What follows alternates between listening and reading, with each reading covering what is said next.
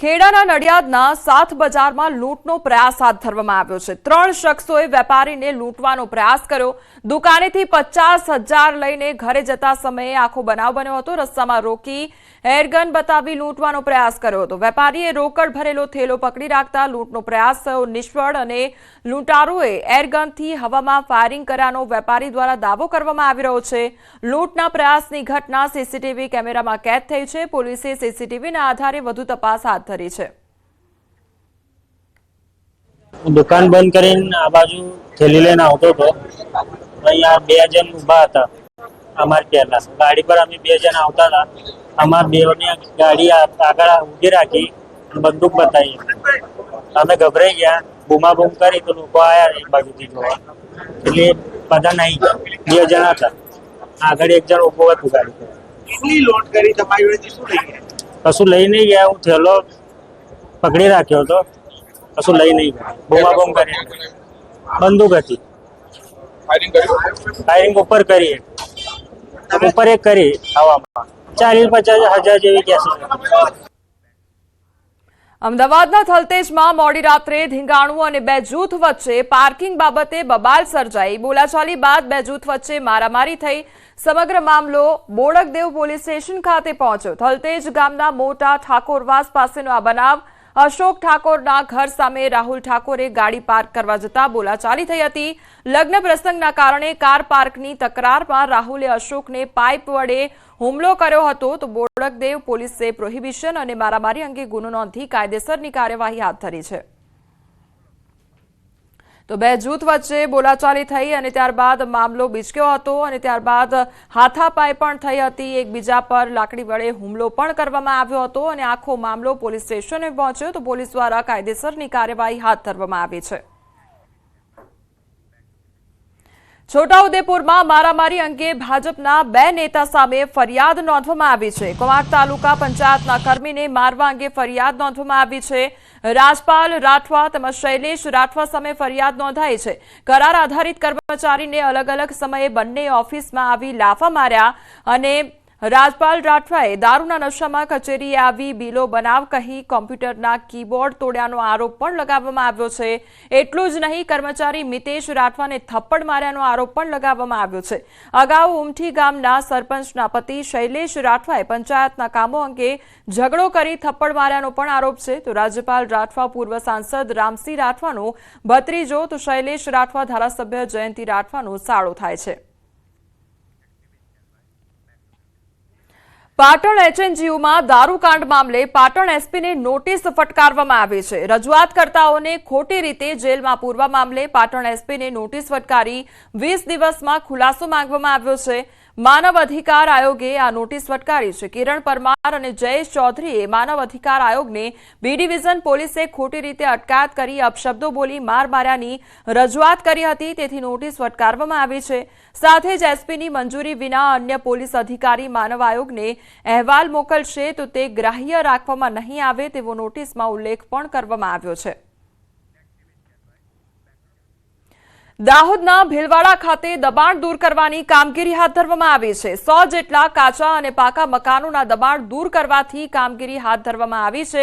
MGVCL police તેમજ નગરપાલિકાના કર્મચારીઓ સાથે દબાણ દૂર કરવાની કામગીરી હાથ ધરવામાં આવી છે। દબાણ હટાવવાની કામગીરી કરતા સ્થાનિક લોકોમાં રોષ જોવા મળ્યો છે।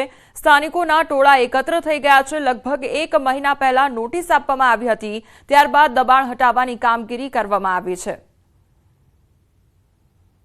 Smart city road upgradation project અંતર્ગત રસ્તા પૈકીના જે કોઈ પણ દબાણ હતા અને જે લાસ્ટ ડ્રાઈવમાં બાકી રહી ગયેલા હતા એમને સૂચના અને નોટિસો આપ્યા બાદ આજે દબાણ દૂર કરવાની કાર્યવાહી હાથમાં ધરવામાં આવી છે। અમારે નોટિસ આપી નહીં અને અમારે સાંજે આવીને 10 મિનિટનો ટાઈમ આલ્યો તો અમે 10 મિનિટમાં જઈએ તો જઈએ કઈ 3 વાર માપવા આવ્યા તો એમાં એમ કીધું કે તમારો ઘરો ના જાય, એટલે અમે કશે વ્યવસ્થા ના કરી અને અમારે કશું સરકારનું અમારે કશું મળ્યું નહીં। આની સુધી બીજી વાર અમારા તોડ્યા। અમે કેવી રીતના કઈ જઈએ? નાના નાના અમારા બચ્ચા, અમે સવારથી સાંજ સુધી કામ કરીએ ત્યારે અમારે રોટલો મળે। સમાચારોમાં આગળ વધીએ તે પહેલા રોકાઈશું એક બ્રેક માટે।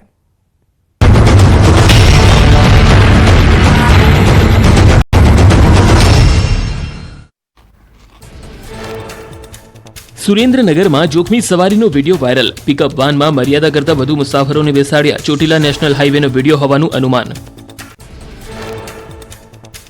ભૂસ્ખલનની ઘટના બાદ ઋષિકેશ બદ્રીનાથ હાઈવે પર વાહન ચાલકો અટવાયા. રોડ પર પર્વતોમાંથી કાટમાળ પડતા કર્ણપ્રયાગ પાસે મોટી સંખ્યામાં વાહનોની લાંબી કતારોના દ્રશ્યો સામે આવ્યા.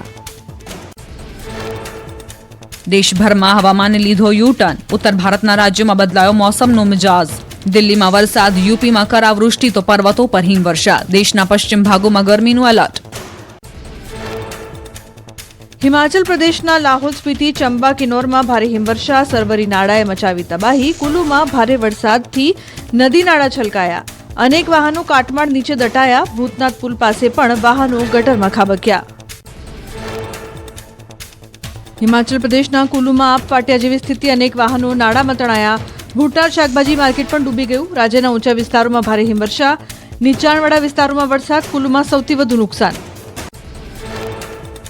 હિમાચલ પ્રદેશમાં હિમવર્ષા બાદ સમસ્યાઓ હજુ પણ ગંભીર. પીવાના પાણીનો પુરવઠો ખોરવાયો. કુલ્લુ મનાલી નેશનલ હાઈવે 3 પર પહાડો પરથી પડી રહ્યા છે પથ્થરો. હિમવર્ષાના કારણે સ્થાનિકોને ભારે હાલાકી. પ્રવાસીઓએ હિમવર્ષાનો આનંદ ઉઠાવ્યો.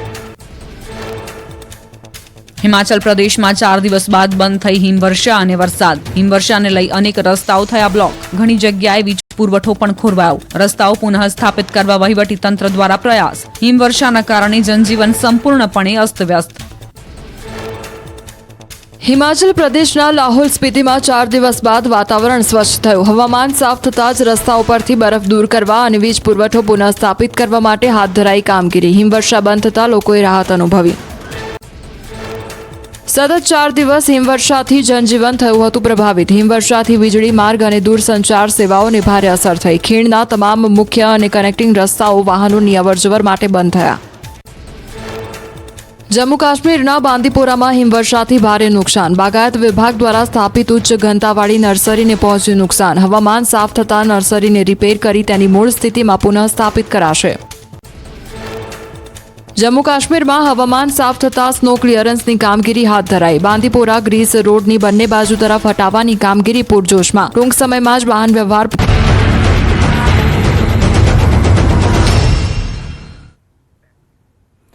બ્રેક બાદ આપનું સ્વાગત છે. સમાચારમાં આગળ વધીએ તો વડોદરાના અટલાદરામાં તોફાની તત્વોનો આતંક જોવા મળ્યો છે. પાનની દુકાનમાં આગ લગાવી અને આગ લગાડવાની ઘટના સીસીટીવી કેમેરામાં કેદ થઈ છે. વહેલી સવારે બાઇક પર આવેલ એક અજાણ્યો વ્યક્તિ આગ લગાવી ભાગતો નજરે પડ્યો છે. અટલાદરા પોલીસે સીસીટીવી ફૂટેજના આધારે વધુ તપાસ હાથ ધરી છે. સંવાદદાતા હાર્દિક અમારી સાથે જોડાઈ ગયા છે. હાર્દિક, અસામાજિક તત્વોનો આતંક વધી ગયો છે, શું અપડેટ તેને લઈને? બિલકુલથી જો વડોદરા શહેરની વાત કરીએ તો વડોદરા શહેરમાં છેલ્લા ઘણા સમયથી ચોરી, લૂંટફાટ અને આ રીતે તોફાન થવા અને અસામાજિક તત્વો બેફાન થવાની અનેક ઘટનાઓ જે છે તે સામે આવી રહી છે. ત્યારે અટલાદરા ખાતેની આ જે ઘટના જે છે ખૂબ જ ચોંકાવનારી ઘટના કહી શકાય. કારણ કે વહેલી સવારે એક તોફાની જે છે પોતાની બાઇક પર આવ્યો હતો અને વર્ધમાન એન્કલેવ જે છે ત્યાં એક પાનની શોપ છે ત્યાં આગ લગાડી હતી. જ્વલનશીલ પદાર્થ લઈને આવ્યો હતો અને ત્યારબાદ જે આગ જે છે તેને લગાડી હતી અને ત્યારબાદ તે ત્યાંથી ફરાર થઈ ગયો હતો. આખી જે ઘટના જે છે તે સીસીટીવીમાં કેમેરામાં કેદ થઈ છે. ત્યારે જે દુકાનના માલિક છે તેમના દ્વારા અટલાદરા પોલીસને સીસીટીવી ફૂટેજ જે છે તે પુરાવા સ્વરૂપે આપવામાં આવ્યા છે અને અટલાદરા પોલીસ દ્વારા આ જે અજાણ્યો તોફાની છે કે જેને દુકાનમાં આગ લગાડી છે તેની શોધખોળ જે છે તે શરૂ કરવામાં આવી છે. જી હાર્દિક, સમગ્ર માહિતી બદલ આપનો આભાર. નવસારીમાં વગર વરસાદે ભૂવો પડવાની ઘટના બની છે. જૂના થાણા વિસ્તારમાં ભૂવો પડ્યો છે અને રસ્તા પરથી પસાર થતી ટ્રક ભૂવામાં ફસાઈ ગઈ. તો જૂના થાણાથી ગ્રીડ તરફ જતા માર્ગ પર ભૂવો પડતા ટ્રક ભૂવામાં ફસાઈ ગઈ હતી. હાલ જૂના થાણા વિસ્તારમાં માર્ગ નવો બનાવવાનું કામ ચાલી રહ્યું છે. પહેલા ભૂવો પડતા કોન્ટ્રાક્ટરની કામગીરી પર અનેક સવાલો ઉઠી રહ્યા છે. ઘટનાની જાણ પાલિકાની ટીમને થતા સંબંધિત અધિકારીઓ ઘટનાસ્થળે પહોંચી આવ્યા હતા. ભૂવામાંથી ટ્રકને બહાર કાઢવાના પ્રયાસો શરૂ કરવામાં આવ્યા છે. હજુ તો એક તરફ રસ્તાની કામગીરી ચાલી રહી છે અને બીજી તરફ આ પ્રકારે રસ્તામાં ભૂવો પડવાની ઘટના બની છે. સંવાદદાતા ભાવિન અમારી સાથે જોડાઈ ગયા છે. ભાવિન, રસ્તામાં ભૂવો અને ભૂવામાં ટ્રક ખાબકી, કયા પ્રકારની પરિસ્થિતિ સર્જાઈ હતી?